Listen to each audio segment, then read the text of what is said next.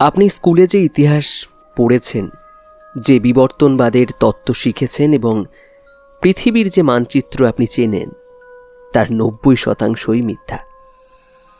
কল্পনা করুন, রোমানিয়ার একটি নির্জন পাহাড়ের গভীরে এমন একটি গোপন কক্ষ আছে যেখানে রাখা আছে এই গ্রহের সত্যিকারের ডায়েরি, যেখানে রাখা আছে এক প্রাচীন উন্নত সভ্যতার অবিশ্বাস্য সব প্রযুক্তি, যা আধুনিক বিজ্ঞানের কল্পনাকেও হার মানায়। 2003 সালে যখন একদল গবেষক সেখানে প্রবেশের চেষ্টা করেছিলেন, তখন এক অদৃশ্য এনার্জি ব্যারিয়ারের মতো আঘাতে 3 জন সৈনিকের হার্ট অ্যাটাক হয় এবং তাৎক্ষণিক মৃত্যু ঘটে। আর তারা সেখানে কি খুঁজে পেয়েছিলেন যা পেন্টাগন এবং ভ্যাটিকান আজও সারা বিশ্বের কাছে গোপন রাখতে মরিয়া। আজ আমরা এমন এক অন্ধকার সুড়ঙ্গে প্রবেশ করতে যাচ্ছি যেখান থেকে ফিরে আসার পর আপনার চেনা পৃথিবী আর আগের মতো থাকবে না। রোমানিয়ার কার্থেপিয়ান পর্বতমালায় অবস্থিত বুচেগি পর্বত কেবল তার প্রাকৃতিক সৌন্দর্যের জন্যই পরিচিত নয়, বরং এটি প্রাচীন কাল থেকেই লোকগাথা ও রহস্যের কেন্দ্রবিন্দু। এই পর্বতের চূড়ায় একটি অদ্ভুত পাথুরে গঠন রয়েছে যাকে বলা হয় রোমানিয়ান স্ফিংস। পর্যটকরা একে প্রাকৃতিক ক্ষয় বলেও মনে করলেও অনেকের বিশ্বাস এটি প্রাচীন কোনো সভ্যতার সংকেত। স্থানীয় উপকথা অনুযায়ী ডাসিয়ান দেবতা জ্যামোলুক্স এই পাহাড়ের গুহার ভেতরে বাস করতেন এবং সেখানেই তিনি তার ওরালকেলদের সাথে পরামর্শ করতেন। কিন্তু কেবল উপকথা নয়, 1990-এর দশকের শেষ দিকে এই অঞ্চলের মানুষ অদ্ভুত সব অনুভূতির কথা জানান।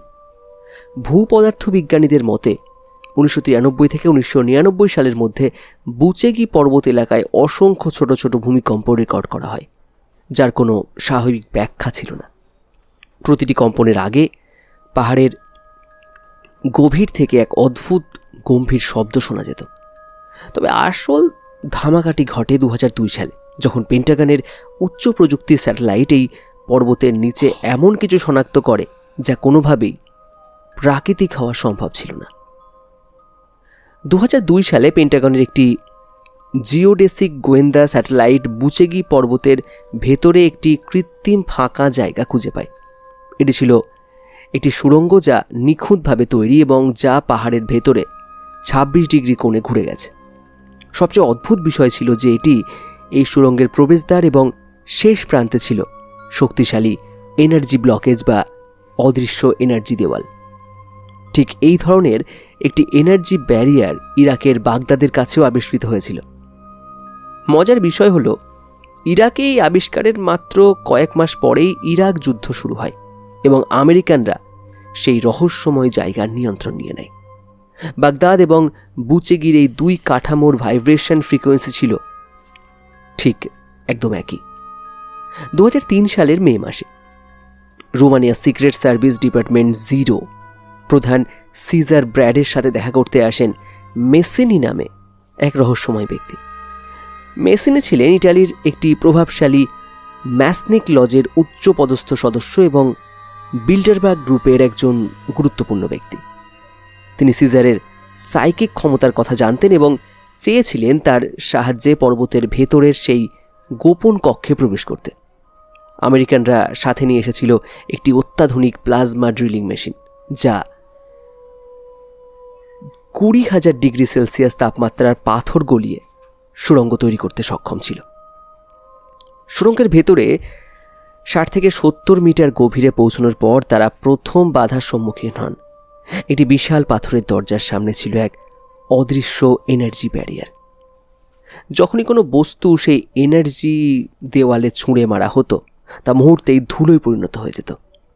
সিজার ব্র্যাড যখন তার হাতে সেই দেয়াল ছোঁয়ালেন, তিনি কেবল একটু মৃদু ঝিনঝিন অনুভূতি অনুভব করলেন। তার বিশেষ ফ্রিকোয়েন্সি বা চেতনার স্তরের কারণে সেই এনার্জি দেওয়াল তার কোনো ক্ষতি করল না।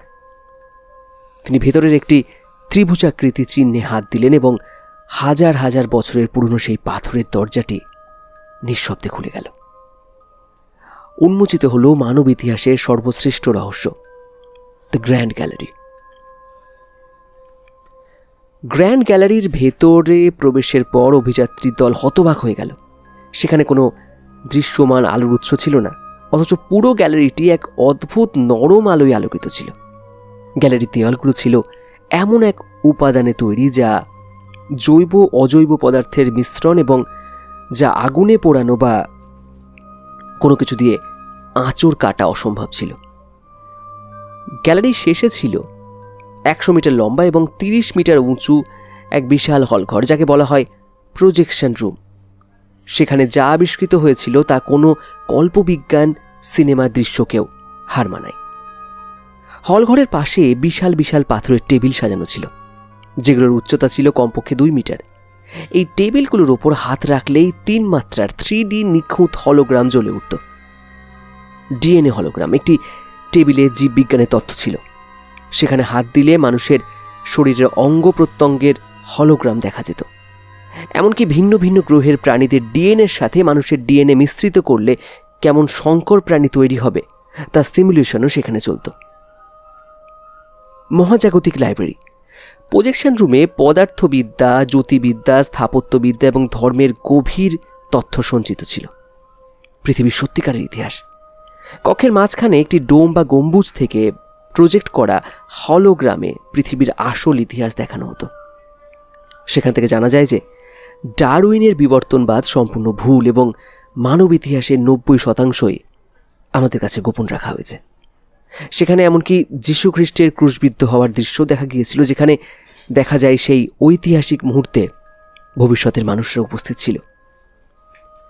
হলঘরের আসবাবপত্রের আকার দেখে গবেষকরা নিশ্চিত হন যে এর নির্মাতারা ছিলেন কমপক্ষে 3.5 মিটার লম্বা কোনো বিশালদেহী জাতি বা জায়ান্টস। রোমানিয়ান স্ক্যানি গ্রামে এর আগেও 2.5 মিটারের বেশি লম্বা মানুষের কঙ্কাল পাওয়া গিয়েছিল, যা এই তথ্যকে সমর্থন করে। 2003 সালের এই আবিষ্কারের পর রোমানিয়া সরকার চেয়েছিল পুরো বিশ্বকে এই সত্যটি জানিয়ে দিতে, কিন্তু এর পরে শুরু হয় বিশাল আন্তর্জাতিক চাপ। পেন্টাগনের উচ্চপদস্থ কর্মকর্তারা বুখারেস্টে এসে চরম হুমকি প্রদান করে। আমেরিকানদের দাবি ছিল এই সত্য জানাজানি হলে সারা বিশ্বের অর্থনীতি ও সামাজিক ব্যবস্থা ভেঙে পড়বে। এমনকি ভ্যাটিকান থেকে গোপন বার্তা আসে। পোপ নিজে মধ্যস্থতা করার প্রস্তাব দেন এবং ভ্যাটিকানের গোপন লাইব্রেরির কিছু প্রাচীন নথিপত্র রোমানিয়াকে দেওয়ার প্রতিশ্রুতি দেন, যাতে এই তথ্য গোপন রাখা হয়। চরম আলোচনার পর একটি চুক্তি হয়। রোমানিয়া এই আবিষ্কারকে এখনই জনসমক্ষে আনবে না। বিনিময়ে রোমানিয়াকে অত্যন্ত দ্রুত গতিতে ন্যাটোর সদস্যপদ দেওয়া হবে। আজও সেই সুড়ঙ্গটি পেন্টাগন এবং রোমানিয়ার গোয়েন্দা সংস্থা দ্বারা কঠোরভাবে সংরক্ষিত। 2009 সালে রোমানিয়ার একটি টিভি চ্যানেলে এই নিয়ে প্রতিবেদন প্রচার করার পর প্রযোজকদের ফোনে সরাসরি প্রাণনাশের হুমকি দেওয়া হয় এবং বলা হয় বুচেগি পর্বত নিয়ে আলোচনা বন্ধ করতে। প্রশ্ন হলো, কারা এই কক্ষের নির্মাতা? হলোগ্রাফিক নথিপত্র অনুযায়ী এই কাঠামোটি প্রায় 50,000 থেকে 55,000 বছর আগের।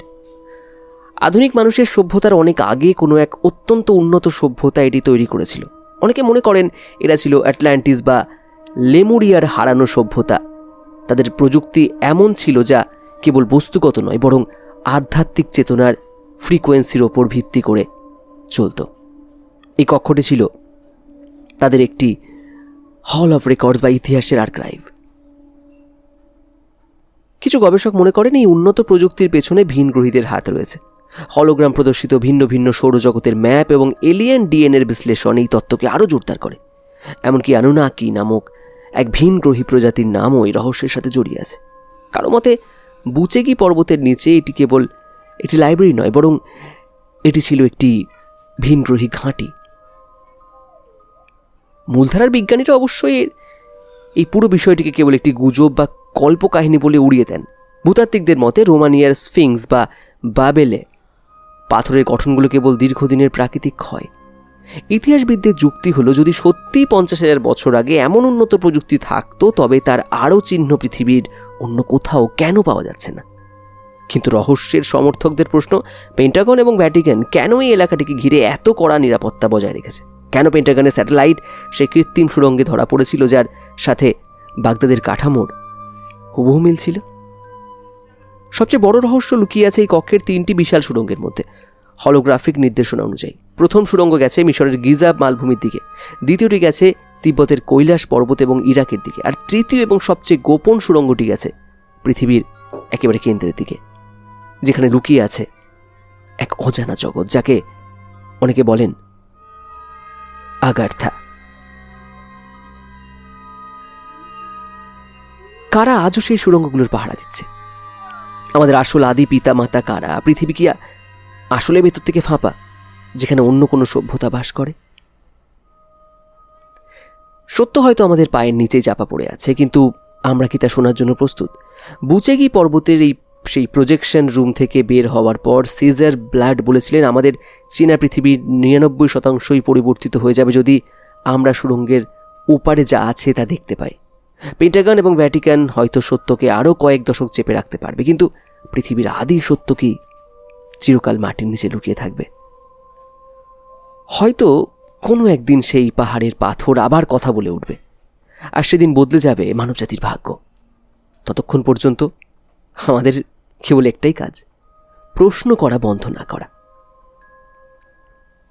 অজানাকে এভাবেই জানতে থাকুন। নতুন পর্ব নিয়ে ফিরব।